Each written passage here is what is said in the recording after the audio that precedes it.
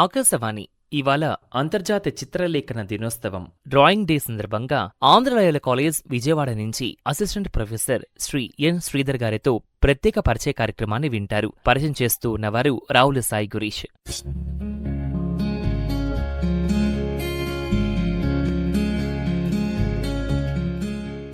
శ్రోతలకు నమస్కారం. ఈనాటి మన ప్రత్యేక పరిచయ కార్యక్రమానికి స్వాగతం. డ్రాయింగ్ అనేది కేవలం ఒక కళ మాత్రమే కాదు, భావాలను వ్యక్తపరిచే అద్భుతమైన మాధ్యమం కూడా. చిన్నారుల నుంచి పెద్దల వరకు ప్రతి ఒక్కరిలోనూ సృజనాత్మకతను వెలికితీయడంలో డ్రాయింగ్ ముఖ్య పాత్ర పోషిస్తూ ఉంది. ఈ సందర్భంగా డ్రాయింగ్ ప్రాముఖ్యత, కళారంగంలో అవకాశాలు, యువతకు సూచనలు వంటి ఎన్నో ఆసక్తికరమైన అంశాల గురించి మనతో మాట్లాడడానికి ఈరోజు మనతో పాటు ఉన్నారు విజువల్ కమ్యూనికేషన్ విభాగంలో అసిస్టెంట్ ప్రొఫెసర్గా సేవలందిస్తున్న శ్రీ ఎన్ శ్రీధర్ గారు. పెయింటింగ్లో BFA, ఫైన్ ఆర్ట్స్లో MA పూర్తి చేసిన ఇతను గ్రాఫిక్ డిజైన్, విజువల్ లిటరసీ వంటి అనేక అంశాలలో విద్యార్థులకు బోధిస్తూ ఉన్నారు. చిత్రకళా రంగంలో ఎన్నో విశిష్ట కృతులను రూపొందించిన వీరు కరోనా కాలంలో life during covid, be part of the nature వంటి చిత్రాలతో ప్రత్యేక గుర్తింపు పొందారు. అలాగే ఆంధ్ర లయోల కాలేజీ శతాబ్ది వేడుకల సందర్భంగా రూపొందించిన పోస్టర్ కవర్ను భారత మాజీ ఉపరాష్ట్రపతి విడుదల చేయడం విశేషం. కళారంగంలో విశేష అనుభవం, సృజనాత్మకతతో ముందుకు సాగుతూ ఉన్న శ్రీ ఎన్ శ్రీధర్ గారు ఈ రోజు మనతో పాటు ఉన్నారు. వారితో మనం మాట్లాడి ఈ అంశానికి సంబంధించిన పూర్తి సమాచారాన్ని విందాం. సార్ నమస్కారం. సార్ నమస్కారం అండి. సార్, కార్యక్రమంలో ముందుగా మీ పరిచయంతో పాటు డ్రాయింగ్ మీద మీకు ఆసక్తి ఎలా మొదలైందంటారు సార్? అది నా చిన్నతనం నుండి విద్యాభ్యాసం మొదలైంది. బై జీన్స్ ద్వారా, మా తండ్రి గారు జీన్స్ ద్వారా నాకు వచ్చినండి. మా తండ్రి గారిని గురించి చెప్పాల్సినటువంటి అవసరం ఉంది. మా తండ్రి గారి పేరు నడిపల్లి సంజీవరావు గారు. వారు ప్రముఖ చిత్రకారులు. వారు ద్వారా వారి పెయింటింగ్స్ వేస్తుంటే చూసి నేను చాలా ముగ్ధుడినయ్యి నేను కూడా చేయాలి, ప్రాక్టీస్ చేయాలి అనేటువంటి ఆకాంక్ష ఆ రోజుల్లో నా ఊహ తెలిసిన దగ్గర నుంచి 1984 నుంచి బాగా ఆకట్టుకునే వారు వేసినటువంటి చిత్రాలన్నీ చూసి. తర్వాత అవి చూసి నేను కూడా వేయాలి అనేటువంటి ఆకాంక్ష పెరిగింది. అలా స్కూల్ విద్యాసం టైం నుంచి ఈ పెయింటింగ్స్ చేస్తుండేవాడిని. స్కూల్ వెళ్ళే దోవలో స్కూల్కి వెళ్లకుండా మధ్యలో ఆగిపోయి నోట్బుక్లు ఉంటాయి కదా, ఆ నోట్బుక్స్ తీసి దాన్ని పెన్సిల్తో తీసుకొని అక్కడ ఉన్నటువంటి ప్రకృతి సౌందర్యాన్ని చూసి అది డ్రా చేస్తూ కూర్చునేవాడిని. ఆ డ్రా చేసే సమయంలో స్కూల్ టైం అయిపోయేది. తీరా స్కూల్కి వెళ్ళేసరికి అంత అర్థం చేసుకోకుండా బయట పంపించేసేవారు స్కూల్ నుంచి. సో అలాగే మళ్ళీ వెనక్కి వచ్చేసి అలాగే అదే ప్రదేశంలో కూర్చొని బొమ్మలు వేస్తా కూర్చునేవాడిని. అలాగా స్టిల్ ఆ మెమరీస్ ఉన్నాయి. కానీ ఇప్పుడున్న ప్రదేశాలన్నీ, అక్కడ వేసినటువంటి ప్రదేశాలన్నీ కూడా మారిపోయినాయి. దాదాపుగా ఒక 30-40 ఏళ్ల క్రితం జరిగింది. అలాగా నాకు దీన్ని చూసి మా ఫాదర్ గారు, తండ్రి గారు చూసి నాకంటూ ఒక రూమ్ ఇచ్చారు డ్రాయింగ్ వేసుకోవడానికి. డిస్టర్బెన్స్ లేకుండా దాంట్లో కూర్చుని పెయింటింగ్స్ చేస్తూ కూర్చునేవాడిని. అలాగా స్కూల్ విద్యాసంలోనే ఎక్కువగా ఉండేది. కానీ ఎవరు అంటే ఆ రోజుల్లో ఆర్ట్ ఉండేది కానీ ఈ ఇంజనీరింగ్, మెడిసిన్ ఇలాంటి ఎక్కువ ఇంపార్టెన్స్ ఉండేది. ఈ ఫైన్ ఆర్ట్స్ అనే యొక్క ఇంపార్టెన్స్ అని ఉండేది కానీ అంత అవగాహన లేదు మాట. స్కూల్కి వెళ్ళినా కానీ ఎక్కువగా స్కూల్లో ఇంజనీరింగ్ మీద, ఈ మ్యాథ్స్ చేసేవాళ్ళ మీద, మ్యాథ్స్ చదివేవాళ్ళు, సైన్స్ చదివేవాళ్ళ మీద ఎక్కువ ఇంట్రెస్ట్ ఉండేది. ఫైన్ ఆర్ట్స్ అనేసరికి ఎవరికి అంత ఇంట్రెస్ట్ స్కూళ్ళలో కనిపించేది కాదు. నాకు చదువుకునే టైంలో స్కూల్లో క్రాఫ్ట్ టీచర్ గారు ఉండేవారు. ఆ క్రాఫ్ట్ టీచర్ ఏమైనా ఎగ్జిబిషన్స్ జరిగినప్పుడు అలా పెయింటింగ్స్ అన్నీ చూస్తే నన్ను అడిగేవారు అన్నమాట. చేసిన వర్క్ శ్రీధర్ని ఒకసారి తీసుకురా, పెయింటింగ్స్ తీసుకురా, పెడదాం, అందరికి తెలుస్తుందని. అలా తడప సంవత్సరానికి ఒకసారి 2 సార్లు అలా ఎంకరేజ్మెంట్ వచ్చేది. అప్పుడు చాలా హ్యాపీ ఫీల్ అయ్యేవాడు అనమాట. సో అలాగే ఎంకరేజ్ అయింది. తర్వాత స్కూల్స్ అయిపోయింది. ఇంటర్మీడియట్ సిద్ధార్థ కాలేజ్లో చదువుకున్నాను ఇంటర్మీడియట్. తర్వాత 1 year BSc మ్యాథమెటిక్స్ చేసిన తర్వాత అయినా సరే ఇంటర్మీడియట్ కూడా ఫెయిల్యూర్. ఫస్ట్ 2 years అన్ని సబ్జెక్ట్స్ అన్ని ఫెయిల్ అయిపోయాను. మెయిన్ సబ్జెక్ట్స్ ఓన్లీ పాస్ అయింది ఏంటంటే లాంగ్వేజెస్ పాస్ అయ్యాను. నీకంటూ భవిష్యత్తు ఉండాలి అంటే శ్రద్ధ అంతా ఇటువైపు ఉండేది కాదు. ఇలాంటి సబ్జెక్ట్స్ అంటే ఎక్కువ ఇంట్రెస్ట్ ఉండేది కాదు. అంటే ఎక్కువ కారణం ఏంటంటే ప్రకృతిని ఆస్వాదించడం, వాటితో మమేకవడం బాగా ఇష్టపడేవాడిని అన్నమాట. సో తర్వాత మా తండ్రి గారు దీన్ని చూసి, నువ్వు ఒక దీనికి రావాలంటే, ఏదో ఒక ప్రొఫెషన్కి రావాలంటే నీకు అంటే నువ్వు ఒక డిగ్రీ ఇంటర్మీడియట్ అవ్వాలి కదా, చదివితే మంచి ఇది ఉంటుంది, ఫైన్ ఆర్ట్స్లో కూడా నువ్వు చేయొచ్చు, డిగ్రీ కూడా ఉంటుంది, ఫైన్ ఆర్ట్స్ డిగ్రీ కూడా ఉన్నాయి, అలాంటి యూనివర్సిటీస్ చాలా ఉన్నాయి, బరోడా సయాజిరా యూనివర్సిటీ, జేఎన్ఎఫ్ఏయు, అలా రకరకాలటువంటి ఎంఎస్ యూనివర్సిటీ చాలా ఉన్నాయి, దాంట్లో కూడా ఉన్నాయి, డెఫినెట్గా నువ్వు ఇంటర్మీడియట్ పాస్ అయితే కనుక డెఫినెట్గా నిన్ను అక్కడ పంపిస్తాను అని అన్నారు. సో నిజంగానే పంపిస్తారా అనే దీంతో అంటే చాలా ఆనందపడిపోయాను అనమాట. అప్పుడు తర్వాత కష్టపడి కూర్చొని 2 years పోయినటువంటి main group subjects at a time, all 2 years. First ఇయర్లో 3 subjects, maths, physics, chemistry, second ఇయర్లో కూడా అదే సబ్జెక్ట్స్, 2 ఒకేసారి 1 attempt పాస్ అయ్యానండి. ఏంటంటే దీంట్లోకి ప్రొఫెషన్లోకి వెళ్ళాలనేటువంటి, నా ఆర్ట్ ప్రొఫెషన్లో ఇంట్రెస్ట్కి వెళ్ళాలనేటువంటి దీంతో కష్టపడి చదివాను. కానీ మా నాన్నగారు అసలు, మా తండ్రి గారు అసలు ఎక్స్పెక్ట్ చేయలేదు పాస్ అవుతానని ఇంటర్మీడియట్. సరే చూద్దాము అని చెప్పి తీసుకొని వెళ్ళి ఇంటర్మీడియట్ డిగ్రీ కూడా ఫస్ట్ ఇయర్ చదివిన తర్వాత, ఫస్ట్ ఇయర్ చేస్తున్న టైంలో అప్పుడు యూనివర్సిటీస్కి అప్లై చేశాను అనమాట అండి. అప్పుడు ఎంట్రన్స్ దానికి ఎంట్రన్స్ కండక్ట్ చేశారు, జేఎన్ఎఫ్ఏలో కండక్ట్ చేసి లక్కీగా ఐ గాట్ 5th rank అండి. దాంట్లో ర్యాంక్ రావడం చాలా కష్టం. పెయింటింగ్లో ఇప్పుడు కూడా పెయింటింగ్లో 10 seats, స్కల్ప్చర్లో 5 seats, ఇట్లా మనకి ఇన్ని ప్రైవేట్ యూనివర్సిటీస్ లాగా ఇన్ని సీట్లు ఉండవు, ఓన్లీ లిమిటెడ్ సీట్స్. స్కల్ప్చర్లో 5 seats, పెయింటింగ్లోనేమో 10 seats, అప్లైడ్ ఆర్ట్లో 20 seats అట్లా ఉండేమాట. లక్కీగా ఈ గాట్ 5th rank వచ్చింది. సో అది నా అదృష్టంగా భావిస్తాను. అది అక్కడి నుంచి నా యొక్క జీవితం మారింది. అది మెయిన్ కారణం. ఏంటంటే కారణం అంటే ప్రకృతి, నేచర్.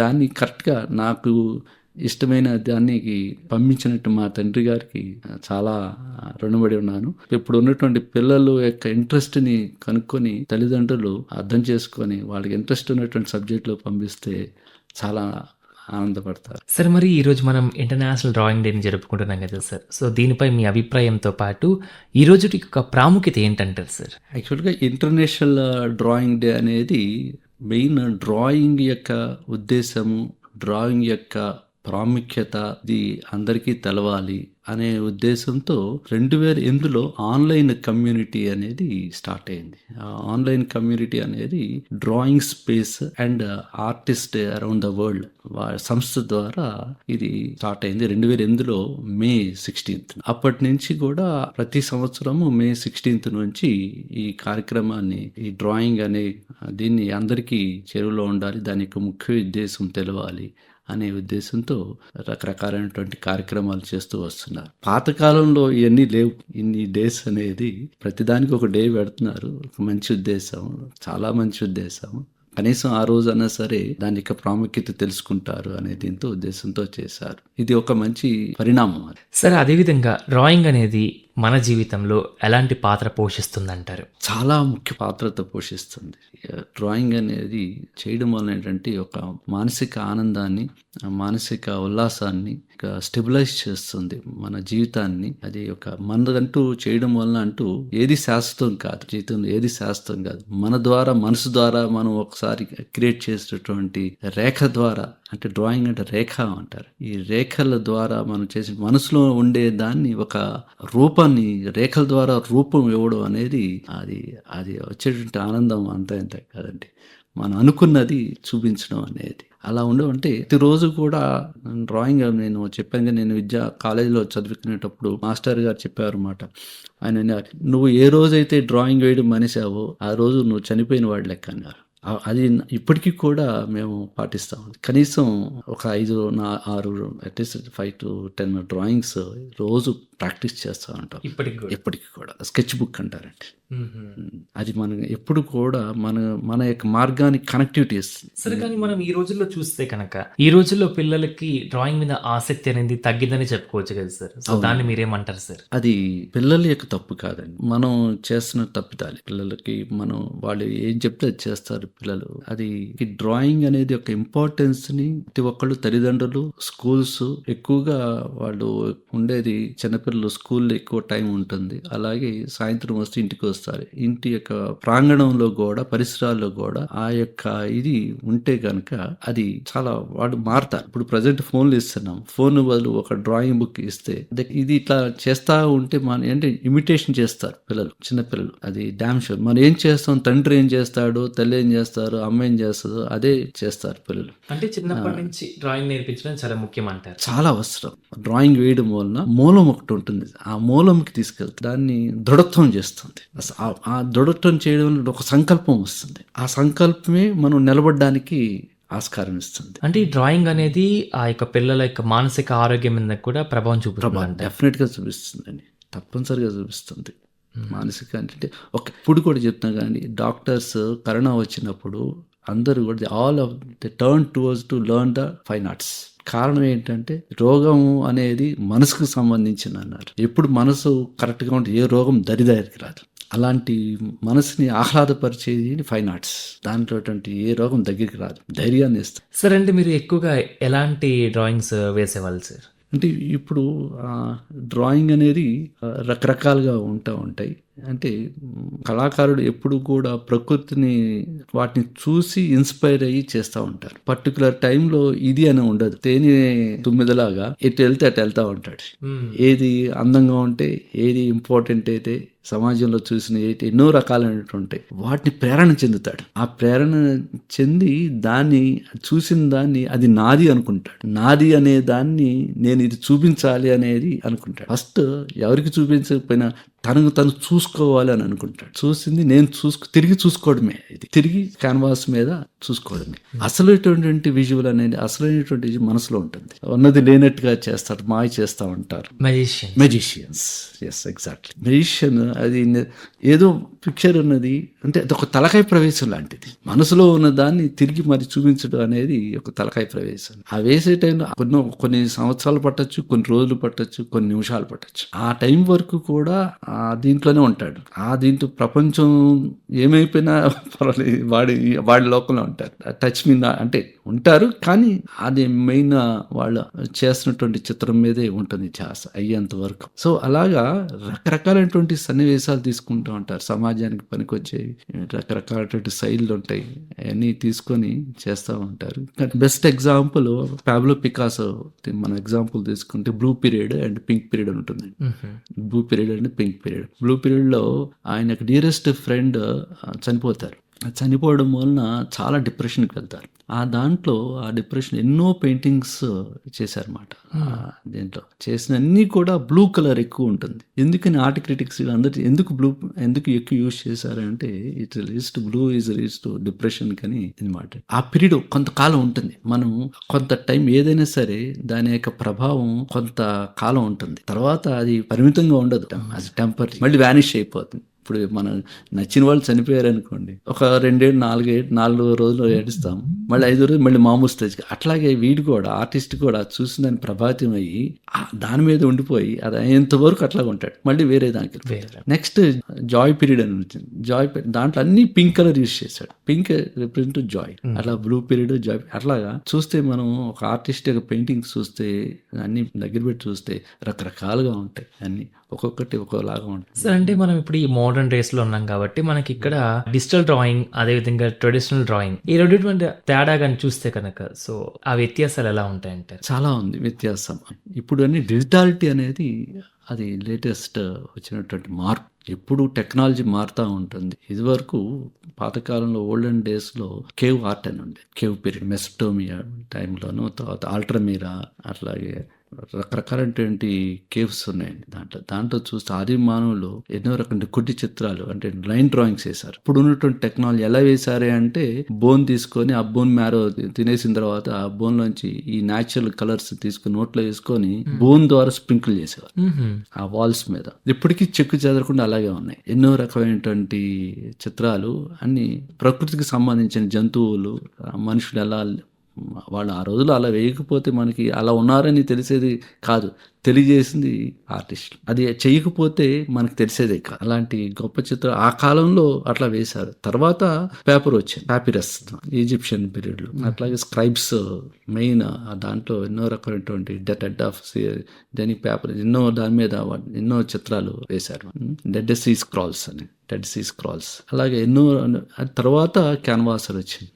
ఇక క్యాన్వాస్ తర్వాత రీసెంట్ ట్రెండ్ దీంట్లో ఈ సెంచరీలో డిజిటాలిటీ అనేది ఎక్కువ దీని మీద వచ్చింది. ఏంటంటే రెండు ఏది ఇంపార్టెంట్ అంటే ఇవన్నీ ఇప్పుడు అన్ని పాత అన్ని ఓల్డ్ అండ్ ట్రెడిషనల్ ఫార్మ్స్. ఇప్పుడు now even I also I'm doing and digital art.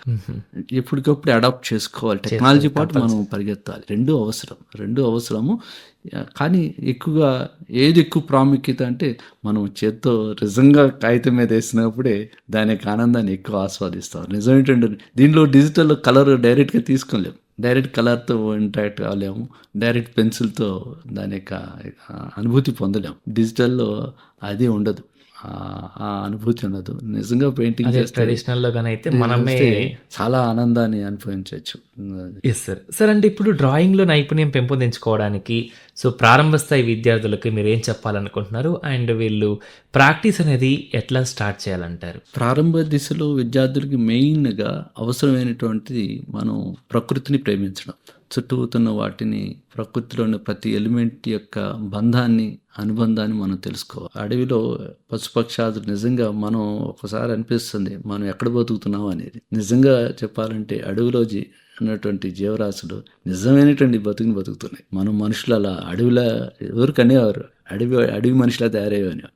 ఇప్పుడు రివర్స్ అయింది, డిటాచ్డ్ లైఫ్ అయిపోయింది, సంబంధం లేకుండా ఈ అపార్ట్మెంట్ కల్చర్ వచ్చేసరికి మనం చుట్టుపక్కల వాళ్ళు కూడా మాట్లాడడం మానేస్తున్నాం. సో అలా కాకుండా మెయిన్ పిల్లలకి ప్రకృతిని చూపించడం, ప్రకృతిలో ఉన్నటువంటి జంతువులు కానీ ఏదైనా సరే వాటిని ఆంతర్యాన్ని, వాటికి మనసుని ఎక్కువగా. ఇంకోటి అంటే బాహ్య సౌందర్యం ఉంటారు, బాహ్య సౌందర్యం గురించి పాకులాడుతున్నారు కానీ ఆంతరికమైనటువంటి సౌందర్యం అనేది ఒకటి ఉంటుంది. అది ఇప్పుడు వస్తుంది, కొంతసేపు దాంతో టైం స్పెండ్ చేసినప్పుడు, వెచ్చించినప్పుడు దాని యొక్క ఇంపార్టెన్స్ తెలుస్తుంది, అర్థం అవుతుంది. మొబైల్ ఇచ్చేస్తే ఏం అర్థం అవుతుంది, ఏం తెలియదు. సో నేనంటే అటెంటూ రావాలంటే నాన్న, తండ్రి కానీ గురువు కానీ ఎవరైనా సరే, అరే నాన్న నువ్వు చూస్తున్నావు కదా, అది చూసిన దాన్ని కాసేపు పోయి చూపించు, జస్ట్ గివ్ అన్ అడ్వైస్. పిల్లలకి, చిన్న పిల్లలకి, చూస్తున్నావు కదా ఇంటికి వచ్చి చూస్తావు, చూసిన ఎక్స్కర్షన్ తీసుకెళ్తే చూసావు కదా, ఏం చూసావు అని జస్ట్ స్మాల్ ఎక్సర్సైజెస్ చేస్తే వాళ్ళు కూడా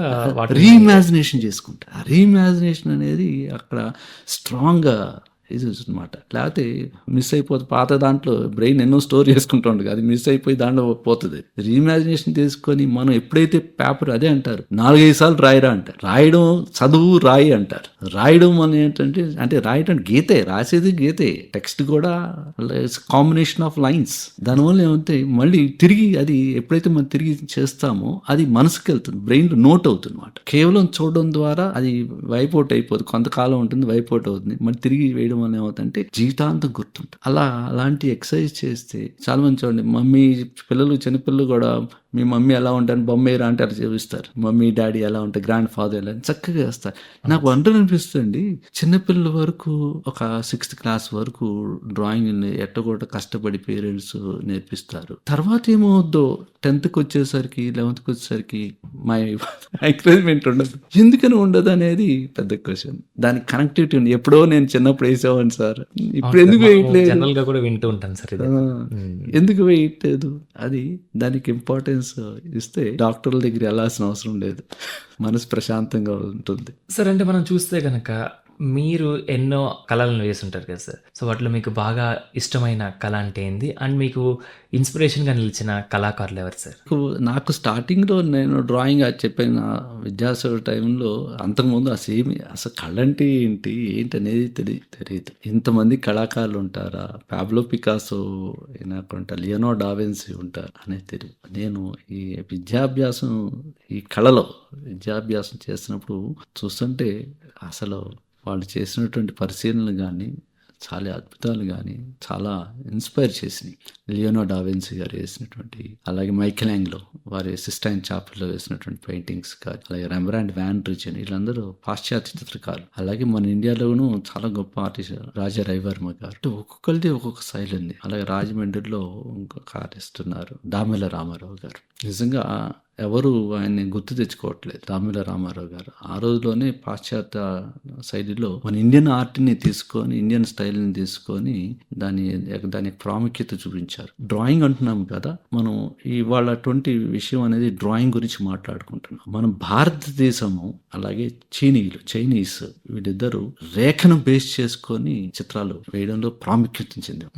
రేఖా చిత్రాలు జట్టహస్తులు దేశాలంటే మన భారతదేశం, చైనా దేశం.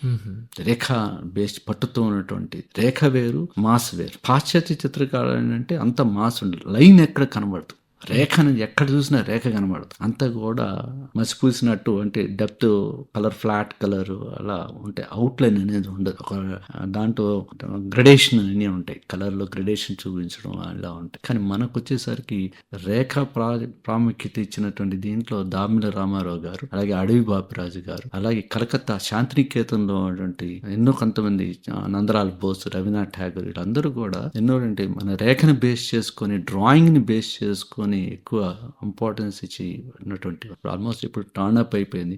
చాలా అరుదుగా మనం చూస్తాం. అలాగే బాపు గారు రేఖ దీంట్లో ప్రాముఖ్యత చాలా అందంగా ఉంటుందండి. రేఖ చేసేటప్పుడు ఆ ఐస్ కానీ, కళ్ళు కానీ, పెదవుల యొక్క ఫీలింగ్స్, ఎక్స్ప్రెషన్స్ ఉంటాయి కదా. భావం అనేది ఎక్కడికి ఎక్కువ కనబడుతుంది, కళ్ళల్లోనూ పెదాలు కనబడుతూ ఉంటాయి. నించునేటువంటి పాస్చర్ చేస్తుంటే దాంట్లోనే చూపించాలి. దాంట్లో నిష్ణాతులు మాట ఇవన్నీ చూసి చాలా ఇన్స్పైర్ అయ్యారు. వీళ్ళందరినీ ఎలా నేర్చుకోవడం, ఇవన్నీ నేర్చుకోవడం సాధ్యమా చూసి కొంత అనుకరణ చేశాను. అనుకరణ చేసి చాలా ఎన్నో రకాలైనటువంటి ప్రాక్టీస్ చేశాను. రెంబ్రాండ్ వ్యాన్ రిచెన్ మీద, మైకెల్ యాంగ్లో మీద, లియోనో డావిన్సీ మీద, అలాగే బాపు గారి లైన్స్ డ్రాయింగ్ మీద, దామిల రామారావు వాష్ టెక్నిక్ చాలా ఫేమస్ మన ఇండియన్ దీంట్లో చేసి, లైట్ కలర్స్ ఎక్కువ కలర్ యొక్క అది ఇంపార్టెంటే, కానీ రేఖకనంత ఇంపార్టెన్స్ ఉండేది దాంట్లో చూపించిన అనమాట. అవన్నీ ఇన్స్పైర్ అయ్యి చేసిన తర్వాత కొన్ని నాకంటూ నేను ఒక స్టైల్ కావాలి కాబట్టి ఇప్పుడు నవడేస్ ఇప్పుడు టీ ఆర్ట్ అంటారు, టీ వేసిన దాంతో కూడా వేస్తూ ఉంటారు. ఒకప్పుడు నేను ప్రాక్టీస్ చేసేటప్పుడు పేడతో కూడా వేసాను. పేడ వచ్చిన రసం ఉంటుంది, జ్యూస్ ఉంటుంది, దాంతోను పేడతోను డైరెక్ట్ వాటితో కూడా ఆర్ట్ వేసారు. అంటే చెయ్యాలనుకుంటే ఏదైనా ఇది అది ఆ కళకి చూపించడానికి కలరే ఏదైనా పెన్సిల్తో వేయచ్చు, ఏదన్నా దాంతోనే వేయచ్చు. ఈ మధ్య మనం చూస్తున్నాం కదా సార్, ఇది యాష్ తో కూడా అండ్ బ్లడ్ తో కూడా ఎక్కువగా ఇప్పుడు అందరికి గిఫ్ట్స్ ఇస్తూ ఉన్నారు. ఇవి కూడా ఈ మధ్య బాగా ట్రెండింగ్ లో ఉన్నాయి సార్. చూడండి, మీరు సినిమాలో కూడా చూపిస్తారు, దీంట్లో కూడా మన సినిమాలో ఈ మసి మీద వేసి కొన్ని సీన్స్ చూపిస్తూ ఉంటారు. దాంట్లో కొన్ని లైన్ డ్రాయింగ్స్ లాగా చూపిస్తారు. అవి చూసినప్పుడు కూడా మనకి ఒక వింటేజ్ లుక్ వస్తుంది. ఎగ్జాక్ట్. ఎక్కువ సూట్ అనేది వాడేవారు డ్రాయింగ్ కి. సూట్ని దాన్ని తీసుకొని చార్కోల్ టైప్లో అలాగా చేశారు. చాలా అద్భుతాన్ని సృష్టించవచ్చు వాటితో. అంటే నిజంగా న్యాచురల్ మెటీరియల్స్ సూట్ అనేది మసి. సరే, ఇప్పుడు మనం చూస్తే కనుక సార్, ఈ డ్రాయింగ్ ని ఒక కెరీర్ గా ఎంచుకుంటే కనుక దీనికి ఎలాంటి అవకాశాలు మనకు దొరుకుతాయంటారు? మా కాలంలో అన్ని అవకాశాలు లేవండి. అవ్వాలనుకుంటే ఐఎమ్ టాకింగ్ అబౌట్ మేము విద్యాభ్యాసం అయిపోయిన టైంలో అవ్వాలనుకుంటే ఒక ప్రొఫెషనల్ ఆర్టిస్ట్ గా అవ్వడం, తర్వాత ఏదైనా స్కూల్ టీచర్ కింద, లేకపోతే ఆర్ట్ డైరెక్టర్స్ కింద, సినిమా వాటిలో అట్లాగా అలాంటి ఉపయోగాలు ఉన్నాయి. ఇప్పుడు ఈ ఆర్ట్ని బేస్ చేసుకుని అప్లైడ్ ఆర్ట్స్ వచ్చాయి. అంటే డిఫరెంట్ కైండ్ ఆఫ్ ఆర్ట్స్ ఉన్నాయి. ప్రొడక్ట్ డిజైనింగ్ అని, జమ్ డిజైనింగ్ అని, జ్యువెలరీ డిజైనింగ్ అని, అంటే ఆర్కిటెక్చరల్ డ్రాయింగ్ అని, ఇంటీరియర్ డ్రాయింగ్ అని, ఎన్నో రకాల, అట్లాగే garments, different kind of garment drawing, leather drawings, అలాగా ఎన్నో రకాలైనటువంటి దానికి సంబంధించిన స్టడీస్ కూడా వచ్చినాయి. ఇవన్నీ కూడా ఈ మోడర్న్ వరల్డ్లో వీటి మీద ఎన్నో రకాలైనటువంటి studies. National institute of designing ఉంది, దాంట్లో టెక్స్టైల్ డిజైనింగ్. ఇప్పుడు టెక్స్టైల్లో కూడా డ్రాయింగ్ ఎంత ఇంపార్టెన్స్. మనకున్నటువంటి దీంట్లో సంపద ఏంటంటే మనకు మోటివ్స్, ఫార్మ్స్ ఎన్నో రకాలు ఉన్నాయి కూడా. దాంట్లో లేపాక్షి అలాంటి ప్లేసెస్లో, తంజావూరు, లేపాక్షి చాలా గుప్తంగా దాయబడి ఉన్నాయని, వాటన్నిటిని తీసుకొని టెక్స్టైల్ డిజైనింగ్ ఎంత బ్యూటిఫుల్ ఫార్మ్స్ చేస్తాం. అలాగే రకరకాలైనటువంటి దాంట్లో ప్రతి దాంట్లోనూ ఉద్యోగాలు ఉన్నాయి. ఇప్పుడు విజువల్ కమ్యూనికేషన్ అనేది ఒక కోర్స్, అది ఆంధ్ర లైలా కళాశాలలో పెట్టిన 25 ఏళ్ళు అవుతుంది పెట్టి. దాంట్లో అద్భుతంగా ఎన్నో రకమైనటువంటి courses, professional courses, paper subjects ఉంటాయి. దాన్ని బేస్ చేసిన జాబ్స్ కూడా గ్రాఫిక్ డిజైనర్ కింద కానీ, ప్రొడక్ట్ డిజైనర్ కింద, యూఎక్స్ డిజైనింగ్, ఎన్నో రకాలైనటువంటి అప్లికేషన్. అంటే డ్రాయింగ్ ని కేవలం పెయింటింగే చేయడం కాదు, ఎన్నో రకాలు మలుచుకోవచ్చు. అలాగే వాట్ వి కాల్ నిఫ్ట్ ఉంది, national institute of fashion technology. దాంట్లో కూడా గవర్నమెంట్ డ్రాయింగ్, గవర్నమెంట్ డిజైనింగ్ అనే ప్రతి దానికి ప్రొడక్ట్ డిజైనింగ్ ఎన్నో రకాలు వచ్చింది. అవకాశాలు అయితే మనకి చాలా మెండుగా ఉన్నాయి, చాలా మెండుగా ఉన్నాయి. అవగాహన మాత్రం ఉంది, చాలా మందికి ఉంది. మనకు ఆంధ్రప్రదేశ్ చాలా తక్కువ ప్రత్యేకంగా. అది స్కూల్స్లో, అంటే ఇప్పుడు మనం సిబిఎస్ఈ, ఐసిఎస్ఈ స్కూల్స్లో మంచి వాటి యొక్క ఇంపార్టెన్స్, ఆ కరికులం, ఫైన్ ఆర్ట్స్ కరికులం, దానికి కూడా మిగతా సబ్జెక్ట్స్తో పాటు ఈ సబ్జెక్ట్స్ కూడా ఎగ్జామినేషన్స్ కండక్ట్ చేయడం అలా ఉంది. కాబట్టి అలా మెట్రోపాలిటన్ సిటీస్లో దానికి ఇంపార్టెన్స్ ఉంది. మీరు కలకత్తా, బాంబే వెళ్తే కనుక నువ్వేం చూస్ చేసుకుంటే first they choose these subjects. ఎందుకంటే ఎక్స్ప్లోర్ చేస్తారు. మనీ పరంగా ఒకప్పుడు చాలా కష్టం ఉండేది డబ్బు సంపాదించి ఫైన్ ఆర్ట్స్ దీని మీద. ఎవడో పెయింటింగ్ కొంటే గానీ వృత్తి అంటే గడిచేది కాదు. ఇప్పుడు అలా కాదు. ఇట్లో మెయిన్ మనసు అంటే ఆనందం ఉంటుంది, హ్యాపీగా ఉంటుంది, కానీ వృత్తి కూడా గడవాలి కదా, రోజులు కూడా గడవాలి కదా. Money important now days. అలాంటి అది ఇప్పుడు బ్రహ్మాండంగా 2 విధాలుగా ఉపయోగపడుతుంది. చక్కగా వాటిని ఎక్స్ప్లోర్ చేసుకోవచ్చు, డబ్బులు గడించవచ్చు, హ్యాపీగా. మంచి అవకాశాలు ఉన్నాయి. సార్, మీరు అనేక డ్రాయింగ్స్ వేసి ఉంటారు, అనేక పెయింటింగ్స్ అవన్నీ కూడా. సో దానిలో మీకు ఒక స్పెషల్ అనేది మాత్రం ఎప్పటికీ ఉండిపోతుంది కదా సార్. సో ఆ స్పెషల్ పెయింటింగ్ ఏంటి సార్? నేను వేసేటప్పుడు వెలుతురు అనేది మెయిన్గా మనం చూస్తుంది. వెలుతురు లేకపోతే ఏమీ లేదు. ఆ వెలుతురికి నేను ఎక్కువ ఇంపార్టెన్స్ ఇస్తాను. లైట్ సోర్స్ అంటే అన్ని జీవులు ఎదగడానికి కూడా వెలుతురే కారణం, అన్నిటికీ మూలం. అది అంధకారం అయిపోతుంది, అన్ని డెడ్ అయిపోతుంది. అది నా ప్రాక్టీస్ చేసే టైంలో దాని ఇంపార్టెన్స్ బాగా తెలుసుకున్నాను. ఎర్లీ మార్నింగ్ ఎలా ఉంటుంది వెలుతురు, తర్వాత 9 టైంకి ఎలా ఉంటుంది వెలుతురు, మధ్యాహ్నం ఎలా ఉంటుంది, రాత్రి ఎలా ఉంటుంది, అలాంటి పరిశీలన ఎక్కువ జరిగింది. సో అలాంటి వెలుతురుని, న్యాచురల్గా ఉండే వెలుతురుని నేను ఎందుకు సృష్టించలేని ఒక రూమ్ని క్రియేట్ చేసుకొని దాంట్లో క్యాండిల్ లైట్ పెట్టుకుంటాను. వస్తువు మీద దాన్ని పడేలా చూసుకొని ఎక్కువ చేస్తూ ఉంటాను. పెట్టి న్యాచురల్గా నాకు కావలసిన విధంగా వెలుతురుని నా కష్టంలో తీసుకొని. ఎందుకంటే నేను పొద్దున్న కూర్చుంటే పెయింటింగ్ మొదలు పెడితే సూర్యుడు వెళ్ళిపోయేవాడు. పెయింటింగ్ కంప్లీట్ చేసాడు, గంట పట్టుద్ది. గంట నేను ఎందుకుంటాను అనేవాడు సూర్యుడు. నేను ఉండను బాగుంటాడు. అందుకని ఇంకా మీరే క్యాండిల్ లైట్ పెట్టుకున్నాను. చాలా డిప్రెషన్ అయ్యేవాడు. దీనికి ఎగ్జాంపుల్ వ్యాంగాక్. ఆయన చనిపోవడానికి కారణం అదే కదా. వీట్ ఫీట్ అనే ఉంటుంది సబ్జెక్ట్, వ్యాంగాక్ గారు వేసినటువంటి. ఇప్పుడు కోట్లు బలుగుతాయి ఆయన పెయింటింగ్స్. తెలియక ఆయన చేసిన చిత్రాలు తెలియక ఆ రోజుల్లో వర్షం వస్తే కిటికీలకి అడ్డం పెట్టుకునేవారు. అలాంటి పెయింటింగ్స్ ఇప్పుడు కొన్ని కోట్లు బలు. అలాంటి మహానుభావు బతుకున్నప్పుడు ఆర్టిస్ట్ని ఎవరు అర్థం చేసుకోరు. ఇప్పుడు చూడండి, అలాగే పెయింటింగ్ రాజా రవివర్మ గారి పెయింటింగ్ కౌ, దీని మీద ఎన్ని కోట్లు వచ్చినాయి పెయింటింగ్. అలాగా వ్యాంగాక్ గారు చేస్తున్నప్పుడు, ఆయన మొదలుపెట్టినప్పుడు పెయింటింగ్ మొదలుపెట్టినప్పుడు అంతా బాగానే ఉంది. చక్క విండ్ వచ్చింది. విండ్ రాగానే ఆ విండ్ చల్లటి గాలి తగులుతున్నప్పుడు క్రోస్ నేచర్లో ఎక్కువ ఫీల్డ్స్ లో ఆ క్రోస్ వచ్చి మొత్తాన్ని, ఆ ఫీల్డ్ మొత్తాన్ని సర్వనాశనం చేసింది. దానికి బాగా డిస్టర్బ్ అయ్యి లైట్ కూడా మారిపోయింది. అవన్నీ డిస్టర్బ్ అయిపోయి చిరాకు వచ్చి జేబులను పిస్టల్ తీసుకుని కాల్ చచ్చి. దాట్ మీన్స్ ఎందుకంటే they live near to the నేచర్ని పాడు చేయకూడదు అని ఇదిగా ఉంటుంది. కోపం వచ్చేస్తుంది వాళ్ళు. కోపం మీన్స్ డిస్టర్బ్ అవుతారు. అందుకనే artist they are very sensitive. అంటే they are very sensitive. Sir, ఈరోజు మీరు మన ఆకాశవాణి స్టూడియోస్కి విచ్చేసి ఇవాళ అంతర్జాతీయ డ్రాయింగ్ డే సందర్భంగా పూర్తి సమాచారం మన ఆకాశవాణి శ్రోతలకు మీరు అందించినందుకు మీకు మరోసారి ధన్యవాదాలు సార్. చాలా అదృష్టంగా భావిస్తున్నానండి. ఆకాశవాణికి ఈ అవకాశం ఇచ్చిన దానికి నేను చాలా ధన్యవాదాలు తెలుపుతున్నాను.